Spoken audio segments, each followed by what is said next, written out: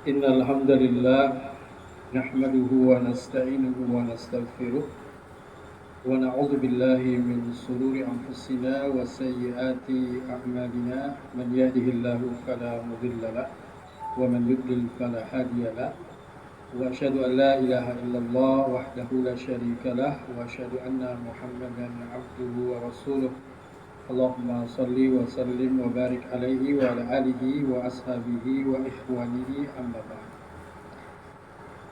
Bapak-bapak yang mudah-mudahan dirahmati Allah Subhanahu wa taala. Segala puji hanyalah milik Allah Subhanahu wa taala yang telah memberikan kepada kita hidayah taufik sehingga kita diberikan kekuatan, kesempatan dan kemudahan untuk bisa hadir di dalam satu majelis ilmu. Mudah-mudahan majelis ilmu ini menjadi satu sarana bagi kita untuk terus-menerus meningkatkan kualitas kita sebagai seorang ayah di dalam proses pendidikan anak-anak kita. Dan itu adalah salah satu implementasi dari firman Allah Subhanahu wa taala, ya ayyuhalladzina amanu qu anfusakum wa ahlikum nara. Wahai orang-orang yang beriman, jagalah diri kalian dan keluarga kalian dari api neraka.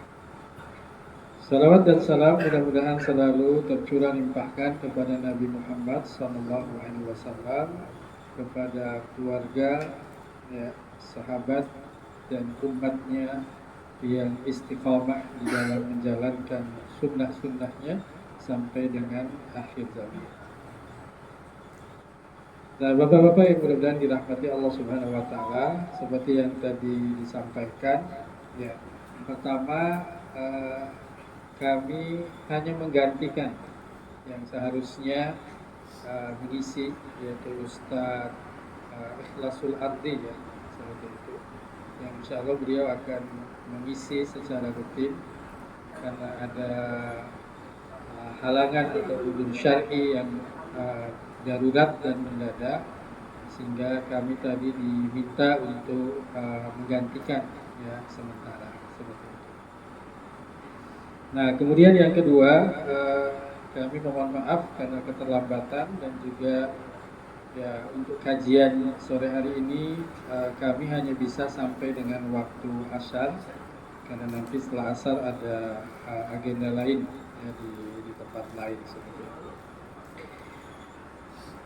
Nah, bapak-bapak yang mudah-mudahan dirahmati Allah Subhanahu wa taala, kita akan membahas satu buku yang berjudul Tarbiyatul Auladi fil Islami, yaitu pendidikan anak dalam Islam, yang ditulis oleh Dr. Abdullah Nasih Ulwan dengan tahqiq Syekh Ihsan Al-Utsaibi hafizahullah ta'ala. Nah, pada pembahasan pertama dari buku ini disebutkan tentang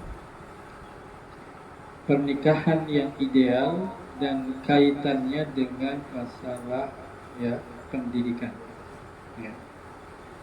Nah, jadi kalau kita lihat, namanya pernikahan itu punya tujuan yang berbeda-beda. Ada tujuan yang bersifat umum dan ada tujuan yang bersifat khusus. Nah, tujuan yang bersifat umum adalah bahwasanya menikah ini termasuk syariat dan sunnah Nabi Shallallahu Alaihi Wasallam. Sehingga di dalam banyak ayat di dalam Al-Quran, Allah Subhanahu Wa Taala menyebutkan tentang syariat nikah itu sendiri, termasuk dengan permasalahan-permasalahan hukum yang berkaitan dengan pernikahan. Ada yang namanya talak, ada yang namanya mahram, wanita-wanita yang diharamkan untuk dinikahi, ada masalah tentang rujuk, tentang iddah, dan lain sebagainya. Nah, kemudian yang kedua, ada tujuan-tujuan yang bersifat khusus. Ya. Baik itu berkaitan dengan masalah dakwah secara umum atau berkaitan dengan masalah ya pendidikan di dalam Islam. Nah, kalau kita lihat pernikahan-pernikahan yang dilakukan oleh para sahabat, ya, maka pernikahan tersebut adalah bagian daripada apa? Dakwah. Ya. Bagaimana Nabi Shallallahu Alaihi Wasallam misalkan ya menikah dengan Aisyah radhiyallahu anha, ya, di mana Aisyah ini adalah anak dari sahabat Abu Bakar As-Siddiq. Atau bagaimana Nabi SAW menikah dengan ya Hafsah ya radhiyallahu anha, anak dari sahabat Umar bin Khattab. Atau bagaimana Nabi SAW menikahkan putrinya sendiri dengan sahabat Ali bin Abi Thalib. Ya, Nabi menikahkan Fatimah dengan Ali bin Abi Thalib. Atau Nabi menikahkan dua putrinya dengan Utsman bin Affan. Yang pertama adalah Ruqayyah dan yang kedua adalah Ummu Kulsum. Nah, dua anak perempuan Nabi SAW itu semuanya adalah anak dari istri Nabi yang bernama Khadijah. Ya, kecuali Ibrahim. Ibrahim ini adalah anak dari istri yang bernama Maria Al-Qibtiyah. Seperti itu. Jadi anak Nabi ada 7, ya. Kemudian yang 4 perempuan, yang 2 laki-laki dari Khadijah, yang 1 dari Maria Al-Qibtiyah.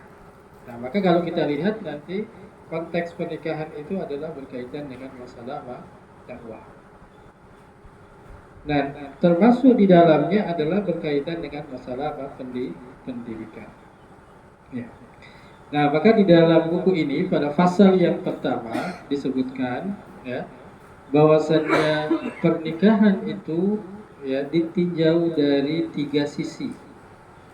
Sisi yang pertama, pernikahan itu sebagai fitrah manusia. Ya, artinya apa? Ya, Allah Subhanahu wa taala menciptakan manusia itu di dalam fitrahnya. Dan fitrah manusia itu tertarik dengan lawan jenis. Ya, sehingga yang namanya syariat melarang keras tentang kerahiban. Ya, kerahiban itu maksudnya apa? Ya, membujang dengan tujuan untuk beribadah kepada Allah Subhanahu wa taala. Nah, maka ketika ada sahabat Nabi SAW, 3 sahabat itu datang ya ke rumah Nabi untuk mengetahui bagaimana ibadahnya Nabi. Tetapi ketiga sahabat ini tidak berjumpa dengan Nabi, tapi berjumpa dengan Aisyah radhiyallahu anha. Nah, ketika itu Aisyah menceritakan tentang bagaimana ibadahnya Nabi SAW. Nah, maka 3 sahabat itu menyimpulkan, artinya ibadah mereka dibandingkan dengan ibadah Nabi tidak ada apa-apanya. Sehingga ketiga orang tersebut berjanji, bertekad, saya tidak akan tidur, saya akan sholat malam terus-menerus, saya tidak akan berbuka, saya akan puasa terus-menerus. Kemudian yang ketiga, saya tidak akan menikah dan saya bertekad untuk fokus beribadah. Nah, kemudian Aisyah menceritakan kepada Nabi SAW tentang hal tersebut. Ya, maka apa?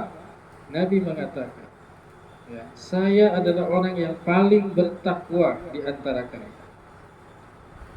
Saya itu sholat, tapi saya juga apa? Tidur. Ada waktunya sholat, ada waktunya apa? Tidur. Cuman waktu sholatnya lebih banyak daripada waktu tidurnya. Beda dengan kita, waktu tidurnya lebih banyak daripada waktu sholatnya. Kemudian yang kedua, saya juga berpuasa, tetapi saya juga apa? Berbuka. Artinya ada waktu-waktu untuk berpuasa, ada waktu-waktu untuk tidak puasa. Tetapi Nabi lebih banyak apa? Berpuasa. Ya. Nah, yang ketiga, Nabi mengatakan, saya pun menikahi wanita-wanita. Atazawwajun nisa. Ya. Jadi saya menikahi wanita-wanita. Dan kita tahu istri Nabi itu apa? Ada berapa orang, Pak?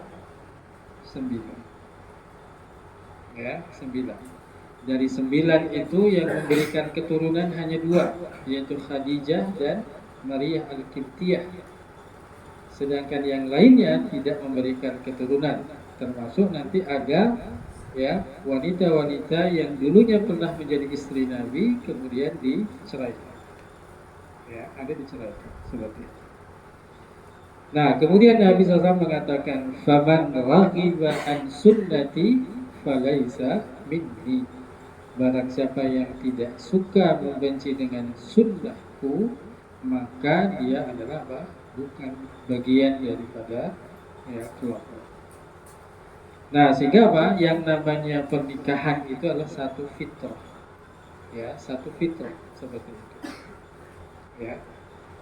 Nah, termasuk di dalamnya adalah apa? Pernikahan yang disebut dengan poligami. Ya, poligami. Setiap laki-laki pasti ingin, walaupun nanti apa? Mampu tidak mampu, ya, bisa atau tidak bisa, ya itu lain perkara. Tapi kalau inginnya ingin. Betul, Pak ya? Oke, terus ya? Ya, pasti ingin. Ya, ingin. Kalau ingin sih boleh-boleh saja. Ya, tapi masalah nanti perkara bisa atau tidak dan seterusnya, bisa adil atau tidak seterusnya, itu kan. Ya, begitu pula dengan wanita. Ya, wanita itu tidak mau ingin dipoligami. Jadi 99% laki-laki mau poligami, 99% wanita tidak mau apa? Dipoligami. Ya, seperti itu. Nah, sehingga disebutkan di sini oleh Imam Al-Baihaqi, ya, meriwayatkan dari sahabat Sa'ad bin Abi Waqqas. Innallaha qad abdalana birruhbaniyati al-hanifiyyati as-sam'a. Sesungguhnya Allah telah menggantikan untuk kita pola hidup kerahiban dengan agama yang lurus dan mudah. Ya. Jadi saya ulangi apa? Innallaha qad abdalana birruhbaniyati al-hanafiyyati samha. Sesungguhnya Allah telah menggantikan untuk kita pola hidup kerahiban dengan agama yang lurus dan mudah. Ya. Walaupun nanti kalau bicara tentang masalah budaya, tradisi dan lain sebagainya, Indonesia itu adalah ya negara yang budaya dan tradisinya secara umum untuk menikah itu apa? Mudah. Ya. Beda dengan di Timur Tengah. Ya, untuk menikah itu harus apa? Mempersiapkan uang yang baik. Ya. Karena kalau sudah menikah berarti sudah dewasa, sudah mandiri, maka dia harus apa? Pisah dengan keluarga. Ya, kalau di kita ada istilahnya namanya apa? Pondok mertua indah. Ya, Masya Allah. Ya, sudah nikah masih tinggal di situ, anak 1 tinggal di situ, anak 2, anak 3 dan seterusnya masih tinggal di situ. Ya. Nah, makanya kalau di kita ini sering terjadi banyak problematika dalam pernikahan. Kenapa? Karena orang tua mertua itu apa? Seringnya ikut campur. Kenapa sering ikut campur? Karena memang satu rumah. Satu rumah ada 2 kepala keluarga. Ya, seperti itu. Nah, maka di kita ini namanya nikah itu apa? Pertama dia sunnah, murah, mudah, berkah. Seperti itu. Ya. Ya, walaupun nanti ada tradisi-tradisi lain yang memang apa? Ya, cukup memberatkan dengan pernikahan. Tapi secara umum ya kaum muslimin ya di kita ini sangat mudah untuk melakukan pernikahan. Ya. Nah, kemudian juga Imam At-Tabrani dan Imam Al-Baihaqi meriwayatkan bahwa Rasulullah SAW bersabda, "Man kana musiran la ayyankiha falam yankah falaysa minni." Barang siapa yang mampu menikah kemudian enggan untuk menikah, maka bukanlah dari golongan. Ya. Nah, maka dalam hadis yang lain disebutkan, ya ma'syarasy syabab, wahai para pemuda, man istata'a minkumul ba'ah fal yatazawwaj. Barang siapa yang sudah mampu untuk menikah. Ya, para ulama menyebutkan tentang makna al-ba'ah ini dengan banyak tafsiran.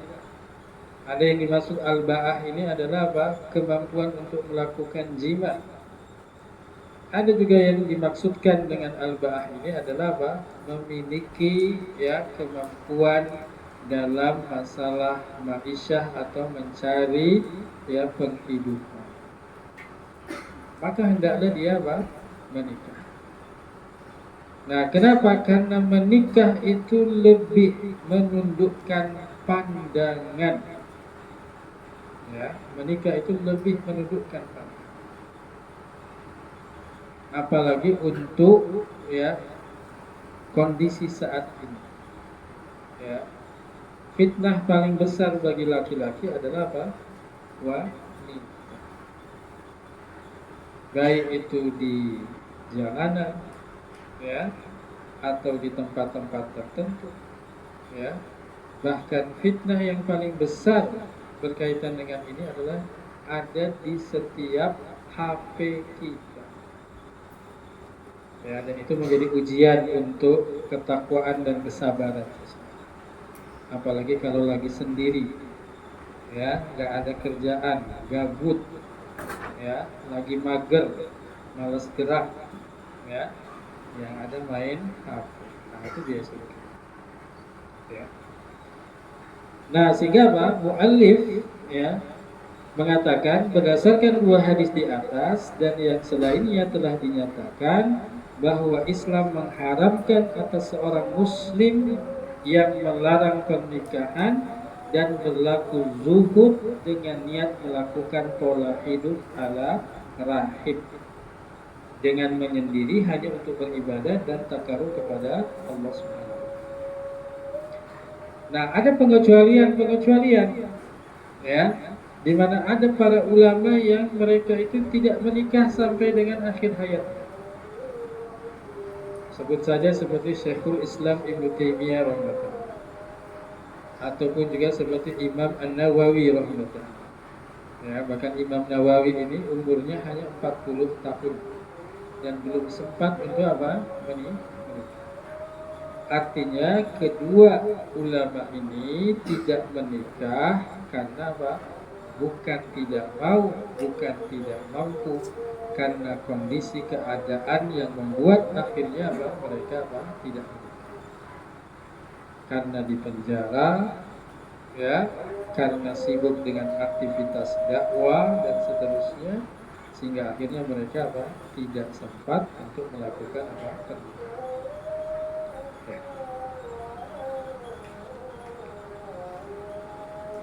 Nah, sehingga apa? Kalau kita renungkan sikap Rasulullah SAW dalam memelihara masyarakat dan menanggulangi kebutuhan jiwa manusia, maka kita akan merasa yakin bahwasanya pemeliharaan dan penanggulan itu terbangun atas pengetahuan tentang hakikat dan tuntutan dan keinginan kecenderungan manusia.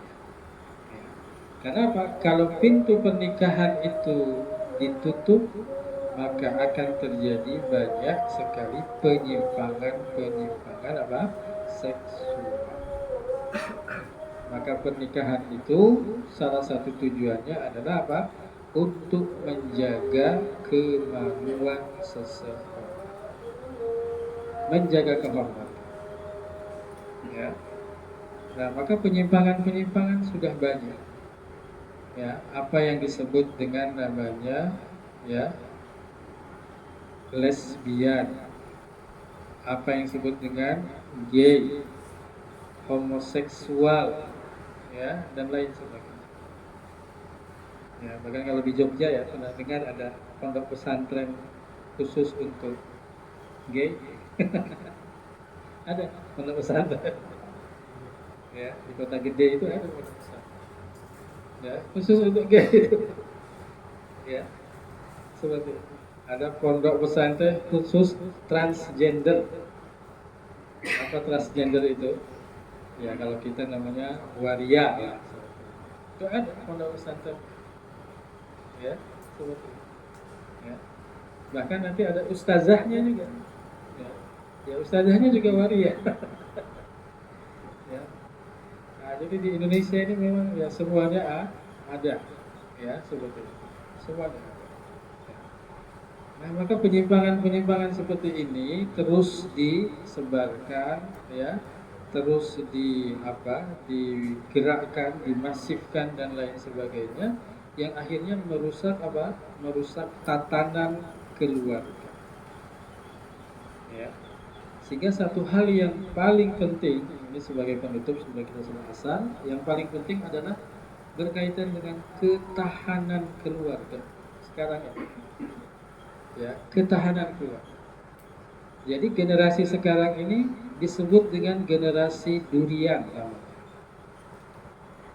Ya, durian itu apa? Ya, kelihatannya sangar di luar, tapi sebetulnya apa? Mentalnya, jiwanya itu apa? Lembek. Ya. Kalau buat statusnya sangar, ya, dan lain sebagainya. Tapi dikasih masalah apa? Gak kuat, gak tahan. Atau disebut dengan generasi strawberry. Strawberry itu kalau disentuh sedikit langsung apa? Jatuh buah. Nah, anak-anak kita sekarang ini kalau dikasih masalah apa? Kena mentalnya, ya, stres, depresi dan lain sebagainya. Ya, apalagi dalam masalah pendidikan. Ya, kalau misalkan dengan pendidikan pukulan, wah itu masuk namanya apa? Kekerasan kepada anak. Ya, seperti itu. Kekerasan kepada anak. Sehingga akhirnya apa? Ya bisa menjadi permasalahan hukum di kita. Ya. Nah, sehingga inilah sebetulnya yang perlu adanya ketahanan. Dan di dalam keluarga maka apa? Yang punya ya, peran yang sangat sentral berkaitan dengan pendidikan tidak hanya ibu saja, tetapi juga adalah apa? Seorang ayah. Maka kalau kita lihat dialog ayah dengan anak itu lebih banyak daripada dialog ibu dengan anak. Kita perhatikan dalam Al-Quran. Ya. Itu menunjukkan bagaimana apa, peran sentral daripada apa, seorang ayah. Di mana pada masyarakat kita, ya, tatanan masyarakat kita, justru ayah ini apa?